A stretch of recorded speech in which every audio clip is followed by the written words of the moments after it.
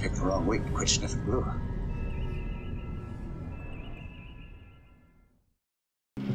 Boys, I have to make an announcement. We have just received orders to abandon and nuclear destruct all the forests. Well, good morning. Welcome back. It is week 4. Very short week on the Valley Forge. It is May the 4th. May the 4th be with you. And I am resplendent in my nice suit Vader. That must have cost you an arm and a leg t-shirt. Actually, it was an arm and 2 legs. But that's not what we're here to talk about today. We're here to talk about the Valley Forge. Now, I have heard the hue and cry. I have heard the multitude speak. And I was talking to Travis over the weekend, and he did remind me that, yes, he told me exactly how to do the alcohol and Mod Podge misting coat, which is what I'm going to do now.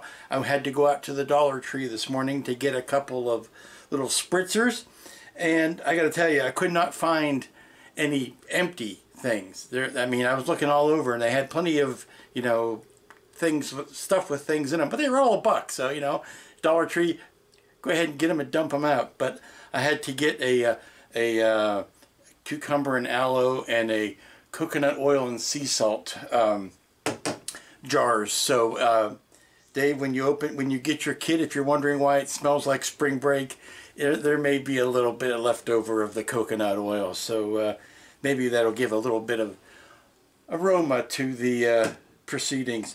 And also emailed. No one speaks anymore. I emailed Tony back and forth. Tony would like you to know there are a couple of kits. He still has a handful of these kits available. They are pricey. So serious inquiries only. But if you wanted me to give you his email, I will certainly do that. I'm not going to post it publicly because he doesn't need that kind of harassment. But if you... in your comments, if you're seriously interested in this, let me know. Let me know there, or email me at aztekdummy@att.net, and I will give you Tony's contact information. It is a limited time offer. Supplies are limited, so act now. But wanted to let you know that yes, Tony has been watching the videos, and he actually approved of my stand, which heartened me significantly to know that the creator of the kit thought that stand was a good idea. But that's it. So let's get this off the table, and let's get back to the landscaping.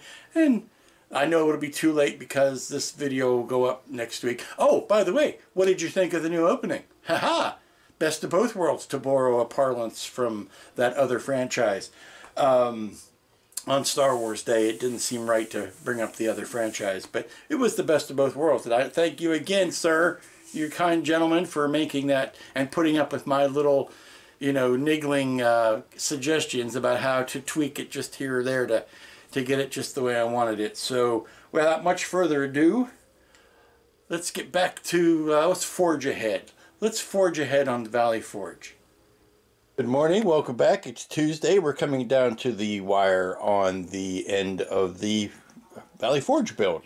And today I can tell you for the first time I have all of the domes in place. One of them was a bit tricky, wanted to fight me. I don't know whether it was maybe not as tightly vacuum formed as some of the others, and it was a little bit wide and didn't want to fit into the opening as presented, but a little bit of persuading, a little bit of trimming, a little bit of fitting here and there, and it fits just fine now. I am not, I believe I've said this ad nauseum, I am not gluing those down so that any maintenance that needs to get done inside the domes can be done, and then the domes can be popped back. Well, not popped back because it's a little bit trickier than that, but can be put back into place. So at this point, as I am wrapping up work on these, I am starting to make a little checklist of things that still need to be worked on, and you can see 2 of the things right there. That is the front radar, and that is the bridge module, the bridge antenna. Those need to be tacked down, but before I do that, because that's kind of the last thing that needs to get done, those are so delicate and intricate that I do not want to handle them any more than necessary. But the last thing that needs to get done is I need to make myself happy with the touching up of the red and white paint, or the girder and white paint on the main body. So let me move these off of the table now that they have been addressed, and get that other big thing back in here so that I can touch the paint on it. Right, we're back with the main body of the Valley Forge, and I'm struggling. I just spent most of today watching the Blu-ray, actually, and some of the behind-the-scenes stuff, the documentaries and the making-ofs and all of that kind of stuff.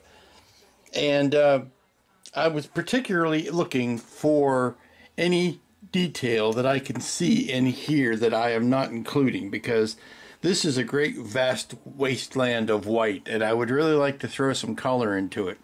Now, in the movie, there are several scenes of the drones that are walking on the outside of the hull, and they all seem to be walking on this great red girder color, but it's like a great, like a flat walkway that they're on. And I don't see any, even in the shots of the the background of what it is they're working on, you can't always guess where on the ship they are, other than the fact that there was one scene where you can kind of see this structure in the background. So they're walking around and they're on these red walkways, but there's no red walkway other than the girder work. There is no red delineated on the kit that I can see, unless you take a couple of the panning shots where they show, like right in here, there may be a and it's usually on these raised bits here.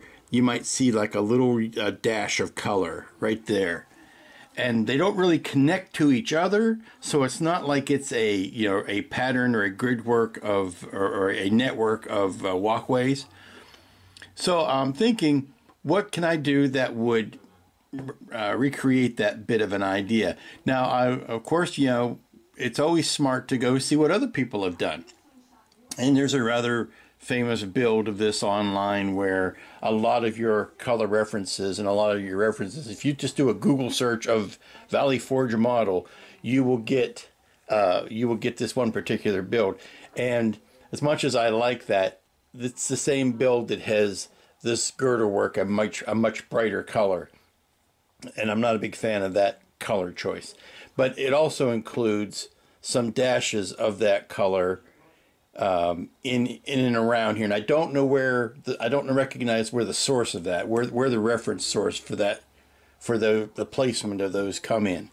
So I'm thinking I want to do something like that, not as extensive, certainly not as bright, and not as many, but I want to do something that's going to add just a little jot of color here or there.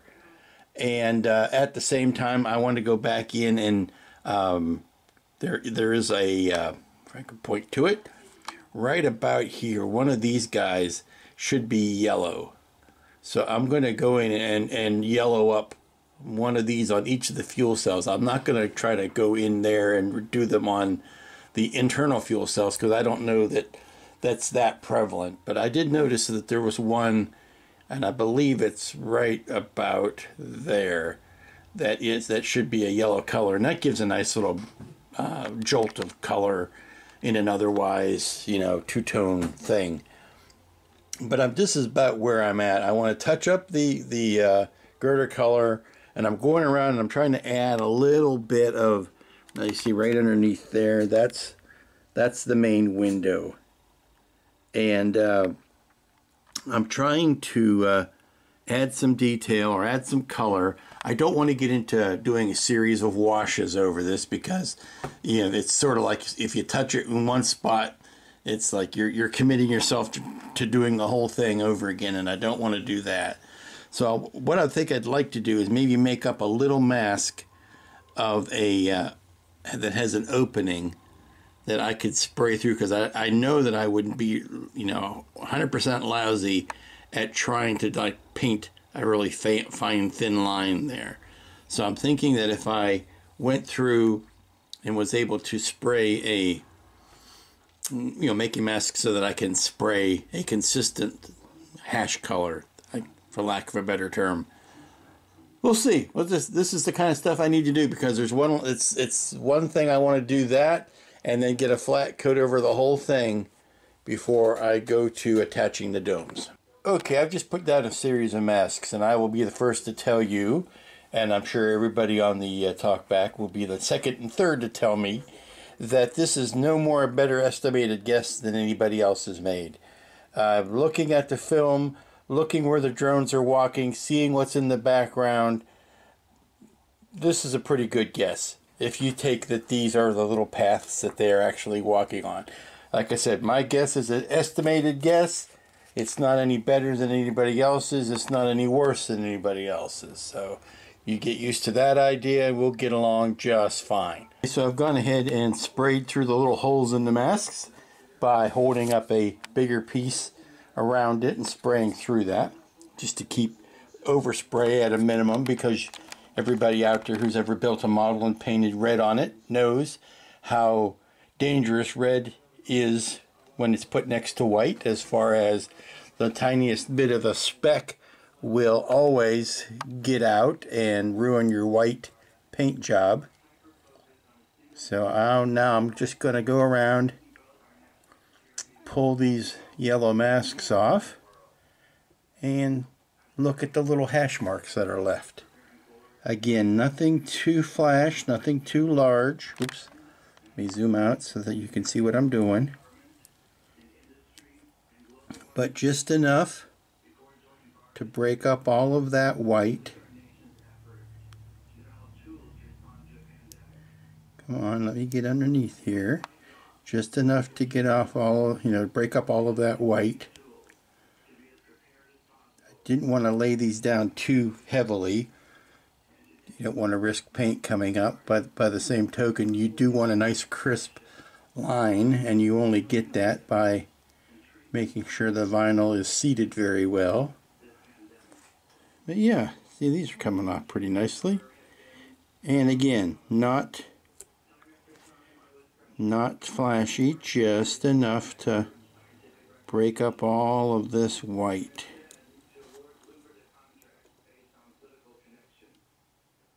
Not going to try to put any underneath on the underside, because why would I? Underside was never really even shown. Yeah, see, that's all coming off pretty darn good. Let this dry for a while, even though it's not Tamiya, it is the Vallejo Model Air. It does need a bit of time to dry. There you go. So just some little accents of color. Good morning, everybody. Welcome back. It is Wednesday. The week is slipping by. We're not getting quite as much done on the Valley Forge as quickly as I would like. But that a lot of that, once you get a model this big, a lot of the things you can normally do are taken away from you, because you're automatically limited to the amount of room you need to wield this thing, and that means you have to take it outside if you want to do some stuff. At least I do, because you're looking at the total expanse of my shop. So if I want to do anything big scale on this, I got to wait till the weather cooperates and it's warm enough to do it outside. So that's where we are at today. It is finally warm enough and sunny enough, and doesn't look like it's going to rain anytime soon, so that I can get the final flat coat put on this much. And then once the final flat coat is put on, then I could put these last two very delicate things that you can't even see because they are white against the white towel here. But that is the forward radar, that is the bridge module. I need to get all of this sprayed, get a flat coat on it, get it nice and happy, and then I can attach those, bring it back in, attach these two bits, and then finally attach the domes, and then we'll be done. Really, that's all that's left to do. Okay, I'm outdoors, and I have set up a staging area on the deck that I can use for laying out the Valley Forge while I put the clear coats of satin, or not, sorry, not satin, but flat, a couple of coats of flat, and it is a what do they call it? Well, they call it a non-yellowing flat, a non-yellowing clear, which is important because when you've got that much white, you want to make sure you're doing your best to keep it from yellowing. But I don't expect this to be displayed out in the sun, but I'm sorry, in the sun. I'm thinking of the Joan Baez song, because Lord knows it's on, you know, here's the problem. It's on the menu screen for the Blu-ray, and every time I go back to the menu screen, I hear the first 20 seconds of that blessed song, and it's stuck in my head now. But anyway, we're out in the sun, and I've got the first coat of the flat, or the matte clear on it, and I'm trying to make sure that no leaves or bugs or other detritus matter land on this thing while it's drying, so I'm kind of shooing things away from it. And once this has had a couple of maybe an hour or so to dry, I will flip it over and do the top part. Okay, so the top is now good and dry, so I can bring it in. It's a little bit glossier than I was expecting. It does say matte on the can, but this is coming out a little bit more like a satin. Don't know how I feel about that. Well, let's get it back inside and get it on the table. Okay, we're back inside, and not happy. Not happy. I think that I need to try another matte clear on this. Go back to my regular Krylon, because this has got too much. This is too much shine. There's too much shine there. No, it's just not good, and it doesn't match what I've done with on the domes. So I think I need to trot this back out onto the deck, give it a quick dousing in the flat that I'm used to, which is the Krylon flat clear. I didn't have a ton of it, that's why I didn't start with it. So maybe using those other coats, all I need to do is just do a highlight pass with the flat coat. But yeah, not happy with this. So this is what it looks like with the dull coats on it, which is how it should look. I have to admit that in my deepest heart of hearts, I was afraid that there would be some sort of weird, funky interaction between the two different brands of clear coat, and I was going to get some alligatoring or orange peel or any of those unappealing finishes. I was going to get a bad chemical reaction, and if that had happened, the screams would have been heard from downtown, I think. I am so glad that nothing at this late stage has gone awry. So let this dry for a little bit longer, and then we're going to move it back indoors. But this is the look that I was shooting for. Well, everything is back inside, and I've got the flat coat on, and it looks so much better. Gone is that highlight, that really drastic, glossy highlight from the girder work. Everything looks so much better now. So the last things to do is the last bit of construction. I can start by gluing down the fuel cell balls, and then just work my way up towards the front. Okay, so we're back on the tripod, and I know you're happy about that. And now we're just going to start working our way towards the front. I've got the next victim online is, let me move this up just a little bit, get that out of the way. See how we are. There we go. There's the good view. Is to put on the fuel cell balls. Get them finally glued in. Been touching them up a little bit. I don't know whether you can tell the raised triangles here. I've painted a brighter red. Also went back in and painted in the yellow triangle. That is, it's noticeable more on some of the making of footage and things like that than it actually is in the movie. But because it's there and I've seen it, I'm going to put it there. We're about halfway up. We've got the fuel cells all popped in place. We've got the bridge module finally glued down. That's a big advancement. You've never seen that in place before. There you go.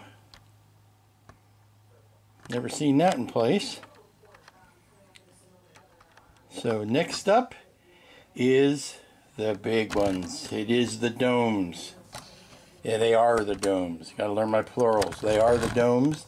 And then the last thing right up here, where my wee finger is the forward radar. And that's gonna be, now I had toyed with it. For a hot minute, I woke up from a sound sleep last night thinking about it, about trying to attach that front radar with a magnet.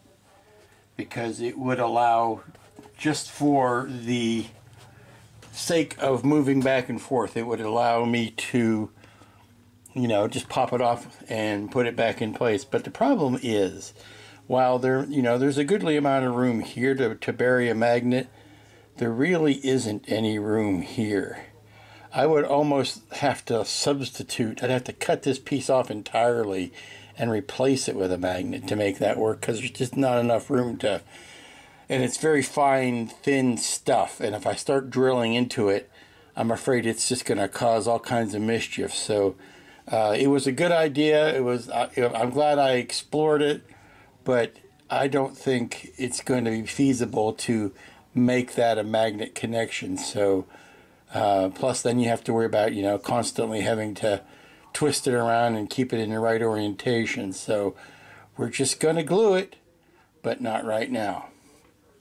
When it comes to gluing down the domes, I want to go ahead and glue down this one, because that is the one that is always going to be there. That is the hero dome that that Freeman does not, he doesn't jettison that until the very end of the movie.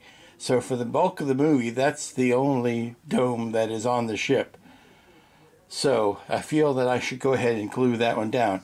And the other one that I want to glue down is the one that is the, it's got a smaller stock than the other 5, because it's meant to be the one that is, when this is shown flat, when this is in the flat orientation, like, let me just tip the model up here, like it's supposed to be when it's like that. It is the one that sticks straight down.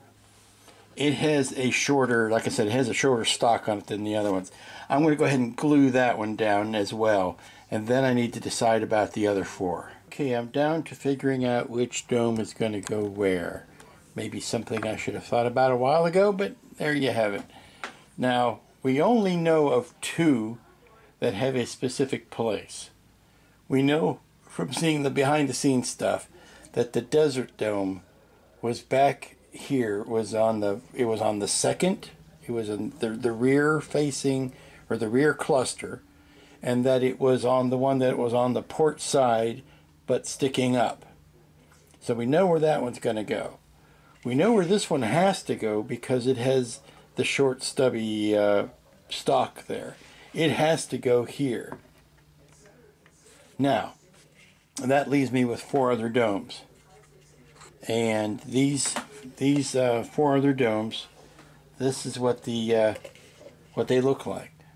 Now, the one that I kind of designated to be Freeman Lowell's dome, I actually put a little water feature in. You see that little water feature. So I kind of want it to be the one that is the dome that is glued up front and stays most of the film. So that puts that one there. This one is, that hole is spoken for, which leaves these 3.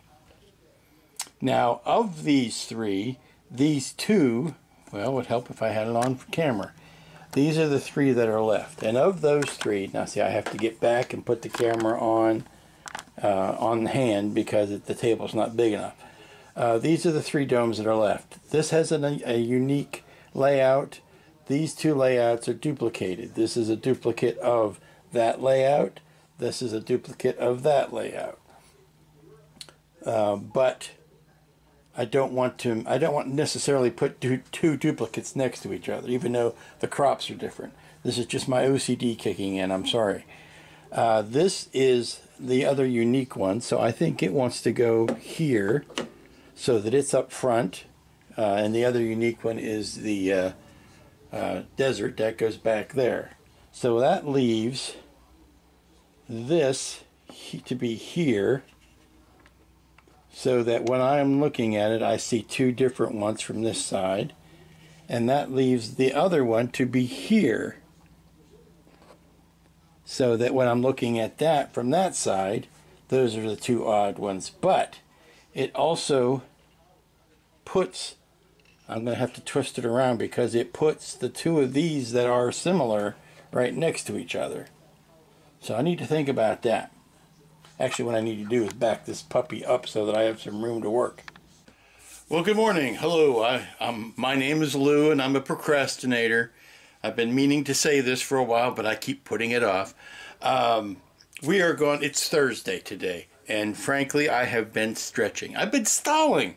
I've been working on this Valley Forge, but I'm down to the final 2 or 3 things to do, and I just don't want it to end, so that's why I have been putting it off. Been doing a little bit each day, and I'm lining up the next couple of projects that I've got in the works. One that's going to be real exciting, lights, everything, but that's a couple 3 weeks away still. And I'm going to do something that I have been promising to do for a while and folks have asked for, and that is to sit down and do nothing but Aztecing a saucer. Taking a 350 refit saucer, setting it down, showing you step by step in nauseating detail how I do it. So that's coming up too very soon. But today and tomorrow, Thursday and Friday, we're going to be finishing the Valley Forge. For this purpose, I want to reestablish the squareness of it. I want to set it back up on so that it is flying true and not tilted at this angle. And the reason I want to do that is to make sure my orientation of my domes are correct before I glue them down. I'm going to use a 5-minute epoxy, which will allow some repositioning once the glue goes in. I don't want to use anything too quick to set up like a CA that's going to just lock it in place right away. I want to make sure that I can adjust them, twist them just right. Like I said, this is my job for the day, so I don't have to rush through it. I'm trying to again get the camera far enough back. My zoom only zooms out so far, so this is the quandary that I'm in because this thing is just that large. So we're going to start with the Hero Dome. Hero Dome up front. I still need to prop this up more of an angle. I don't want it to do anything that's going to cause it to fall over, but I do want to make sure that it's nice and straight, which is probably also going to help when it comes to putting the front radar on, because that has to be square with the rest of the ship too. So much easier to see that orientation without it being at a weird angle. Okay, so enough stalling. Let's get to gluing. Okay, this is where my OCD kicks in, because I want to, this particular dome, the Hero Dome, has a big cross in the path, and I want to make sure that that cross is parallel to, or sorry, it is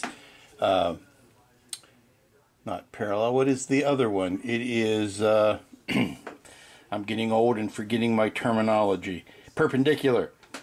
It is perpendicular. The cross goes this way. It's perpendicular to the boom. So I've got some 5-minute epoxy on there. I just put a little bit, not on the post because that'll make drips, but I put it inside the hole here. Just bring a little bit of it in there.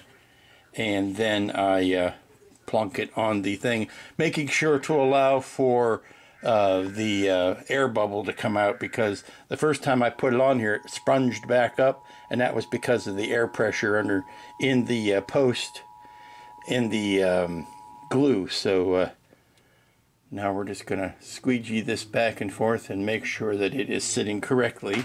And this is the one with Freeman's little pond right here with his waterfall. So we are just making sure that that is facing front, and that helps because I know that this little this tank right here is sitting in the center, so that tells me that everything is lining up. And you see what happens when I push that on the post?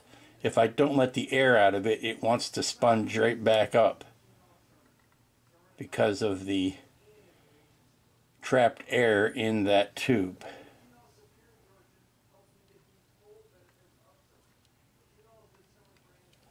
So I'm going to have to do something else about that.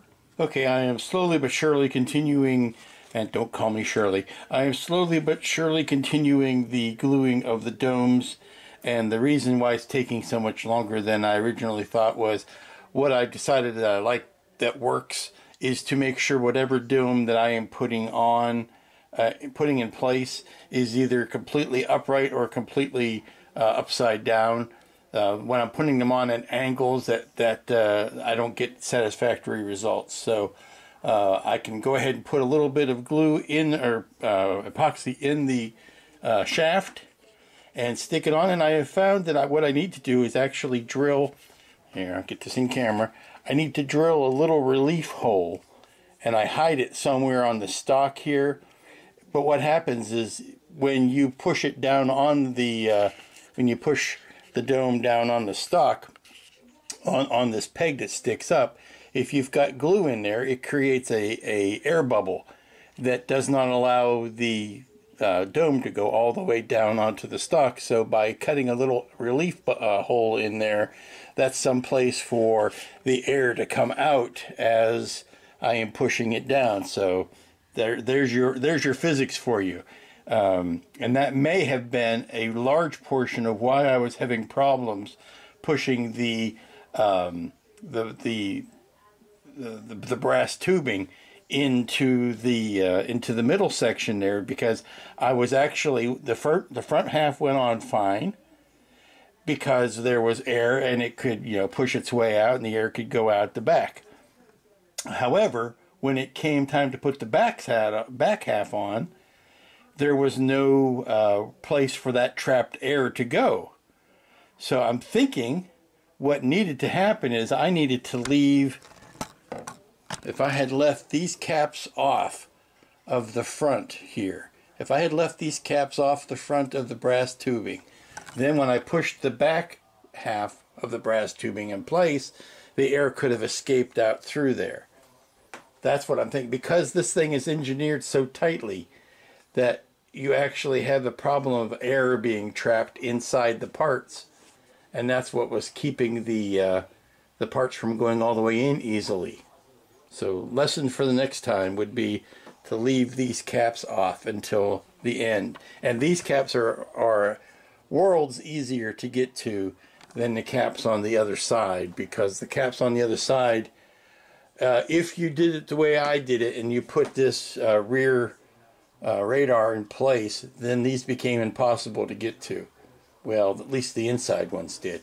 So the lesson learned there, I think, is to either leave the rear radar off and the front radar off, and then put the tubes in, or to leave the very caps of those off so that you can pop them in later. Because I think the trapped air was really the problem, that trapped air was really the issue that was causing the problems. Okay, I had to raise the camera up on the Skycam now, on the very high precarious perch that it's in. Even in that, with the zoom taken back as far as I can zoom it, we are barely getting everything fit in. And I've got the last dome to go in, and that is the one that's going to be on the bottom front.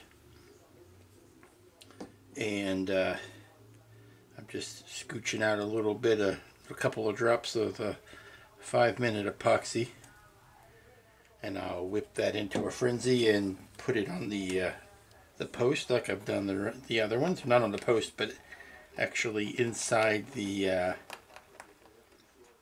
well, let me check this first, see how it's going to fit. Is that going to give me, yeah, I may have to go ahead and drill in that relief hole. Pardon me for a second.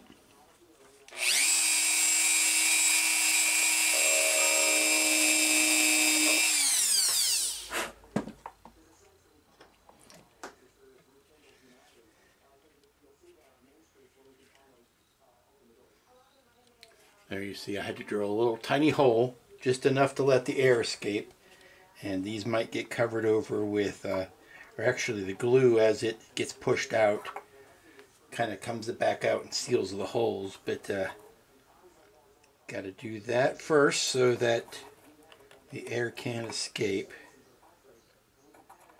And I'm just putting a little bit, not too much on the surface because gravity will take care of some of that.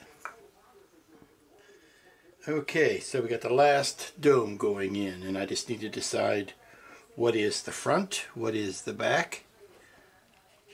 As I do a little bit of twist in here to spread the glue about. And I think something like that might just do.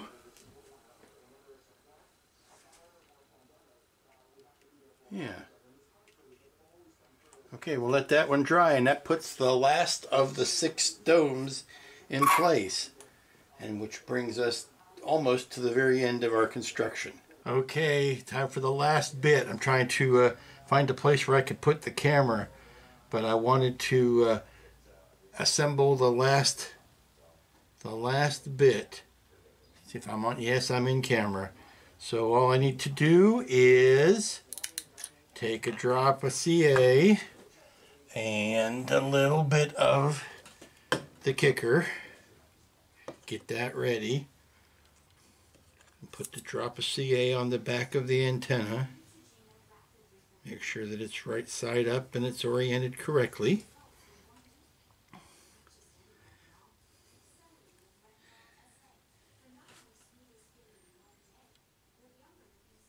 Wish there was some sort of notch in this that would help, but there is not. A notch would be bueno, but there is no buenos notches. Okay, before that dries, I want to make sure, yes, that is. Make sure that that is straight. It is straight. I mean, it's on an angle because the whole ship is at an angle. Were I to pick up the ship like this, then would it be straight?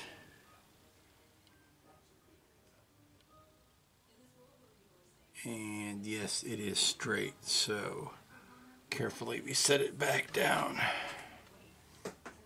Don't need to put any kicker on it, which is nice because that can make things unnecessarily messy. So there you go. The last bit of construction. All of the domes are in. The antenna is in. It is a done ship. Carefully. I don't want to bump it with the camera. But there you go. It looks very much like we are done. Now I want to get rid of this dirty towel and maybe get the starry background cloth out, get it set up with that, clean the table off, and see if I can do any sort of decent photography on it. Now I know that the problem that the filmmakers had of keeping the whole thing in frame or keeping the whole thing in focus because the depth of field on the length of this model, but there you go, and then a quick view towards the front. A whopping 49 inches from stem to stern.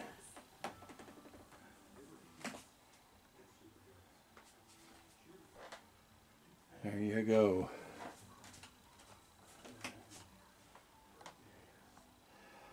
Okay, Dave, come and get it. It is done. Well, good morning, everybody. It's Friday. It is the last work day of the week, and quite truthfully, the last work day on the Valley Forge. Normally, I would be showing you the wonderful Valley Forge on the table here, and perhaps taking some pictures with the Starfield drop cloth. It is just too bloody big to do that. So we're going to end up today's build and this week's build with putting up a shelf. I know, fascinating work. But what we're going to do is we're going to find space in the display room. We're going to put up the shelf. We're going to put the Valley Forge on said shelf, and that's how we're going to finish this week. Now, let me just take you to the said. I'll walk you out of the studio. I'm going to go in the dark here for a minute, and you're going to see me come back into the light. Go into the light to get to the get to the display room. And you've seen this before, hopefully by now. This is the display room, and I don't know whether you've ever seen the open ugly tool closet, but this is where I keep all of my tools. I need to close that. That shouldn't have been left open. But that's the tool closet. Over here is the stash closet. This is where all of the kits I haven't built yet live. And trust me, it is... I reorganized it last week or so, so it's actually in pretty good shape. But it is not packed to the rafters, but it is fairly full. This area right here, right underneath the Bob Call painting of the Enterprise refit that I picked up at the Air and Space Museum a few years ago. That was one of the posters they had on sale there. And before yes, there's a Robert McCall. It's a Robert McCall. Okay, I wanted to make sure I wasn't saying that incorrectly. But right there above the turbolift door is where this glass shelf is going to be. The wall here is just long enough for the Valley Forge to sit front to back. I need to make sure that obviously the shelf will be above the door so that I can get in and out of it. But it's going to be a glass shelf like most of the rest of the shelves in here are, and it needs to be anchored into the wood fairly sturdily because of the tremendous weight, not only of a glass shelf that big, but of that kit, which is about 14.5 pounds. I checked the shipping weight, oddly enough, when I was sent the kit. I still had the box that it came in, and the shipping weight was about 13 pounds. And by the time you add the base and all the stuff that I put on, I'm going to round up and say 14 pounds of model. And most of it is that central piece. So I need to find the studs and make sure that the stanchions for the shelves go in the studs. Now here is where most people would get out a stud finder and do it the old-fashioned way, but me being such an OCD geek and fan of this old house for many years, when I had the addition built on, I didn't build the addition. When I had the addition built onto the house, I took many pictures. And luckily enough, this is that same closet. And I can tell from looking at that I'll have no problem hitting studs because it is solid wood all the way up the wall from the header. This is where the door is. All the way across is solid wood. All the way up both sides is solid wood. So I'm not going to have any problem hitting the studs with the big screws that I need to put in. So that takes all of the worry out, and I can pretty much put the stanchions where they would be the most aesthetically pleasing, and I don't have to worry about not getting a good bite. See, didn't I tell you this was going to be thrilling work? But I've got both of the side rails up. I've got a level across it that is giving me a right on the money bubble. So that's the nice thing about this new construction. Everything is square, level, and plumb and even. It's not like in the rest of an old house where you have walls that might be out of square and things like that. This new stuff, if I measure off 4 inches from one edge and then 4 inches down, I know that is going to be square. So it doesn't hurt to throw level up against it anyway, but we know that that's level. So now I just need to pop the glass on there and see how it likes it. Okay, the glass shelf is up, and it is a tale of compromise.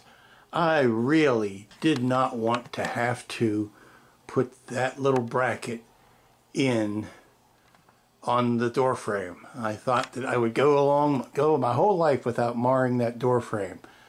But now I'm just going to have to paint over it because The glass, even though it's tempered, but especially because it's tempered, it is 12 inches deep and 48 inches wide. It bows a little over that distance. And I can't put any stanchions in the center because there's a doorway there. Normally, like everything else, I would either put the stanchions closer together or add a third one in the center. Can't do that here because of the door. So I had to put this little guy in place to keep the shelf, or keep the glass from bowing. This is a weighty model.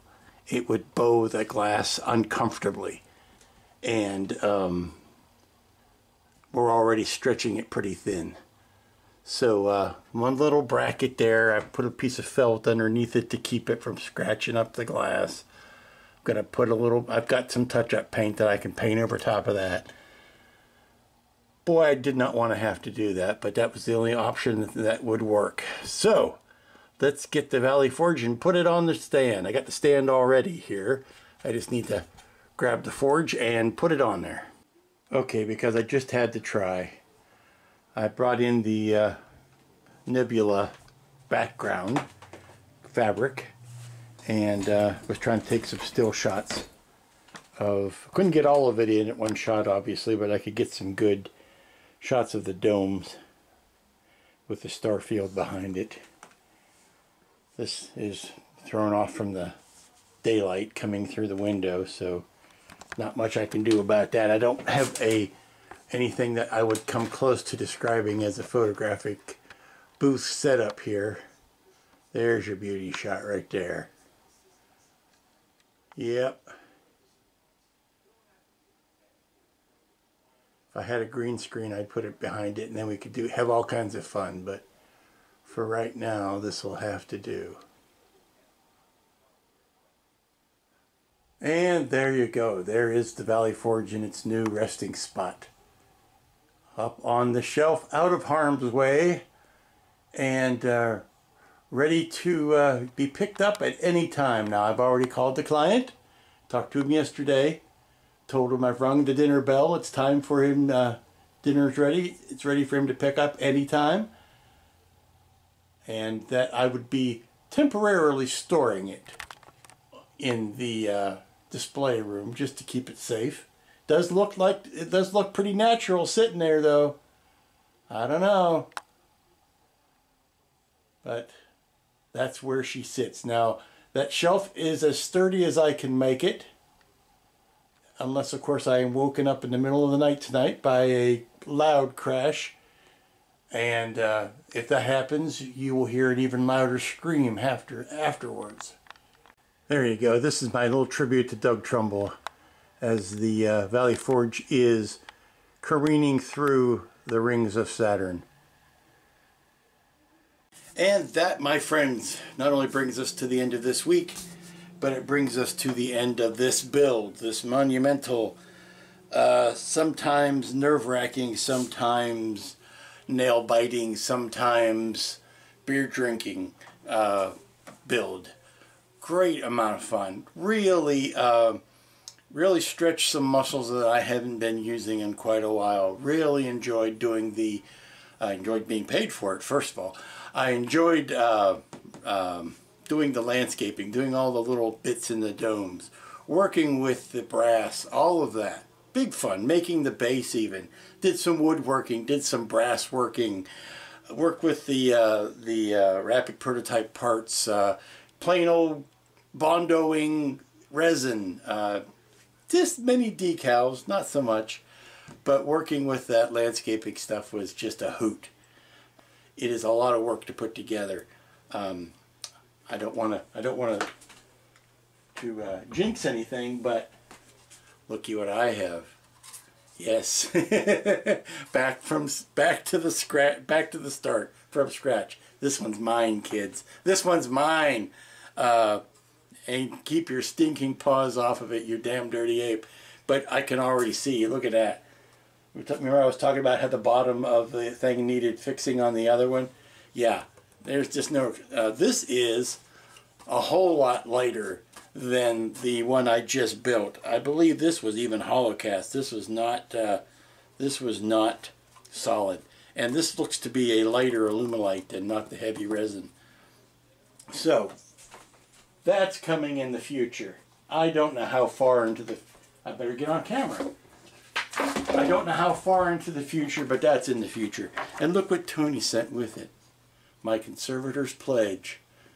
Just the conservation pledge, just like the one that's on Freeman Lowell's bunk, just right up above his bunk. It's the same prop. It is the same thing. It's got the music and lyrics of Smokey the Bear on the back of it. So that's a nice little how do you do. So until next week, I've got a lovely bunch of coconuts. I've got a couple of things in the hopper, and a third thing kind of on the side burner. I've got the new Eagle coming in, the Eagle 2, and I don't know. I'm going to see what. Obviously, I need to make new masks for it, for the new pod and all that, and I've got the boosters going on the top. I may try to light this one. It doesn't have a passenger pod, so there's no worries about trying to light that. But it does have a cockpit we could put some lights in. That might be nice. We'll have to see. We'll see, and then we'll know. We don't know, so we can't see. So we got that coming up. I've got a another garage kit build coming up in a couple 3 weeks, depending on when it gets here, and I'm going to keep that in my back pocket. But that's going to be no decals, but that's going to be some, oh my God, some fun lighting that goes into that. So that's coming up. I'm also doing something for the WannaFest, which is the substitute for Wonderfest that will be happening at the end of this month, which is coming up darn quickly. So I gotta shoot a little video for that, so I hope you all can join me for that. And that's gonna do it. So until next week, when we're right back at it, you be good. You be good to each other. Go plant a tree, and we'll catch you here next time. And you don't think it's time somebody had a dream again?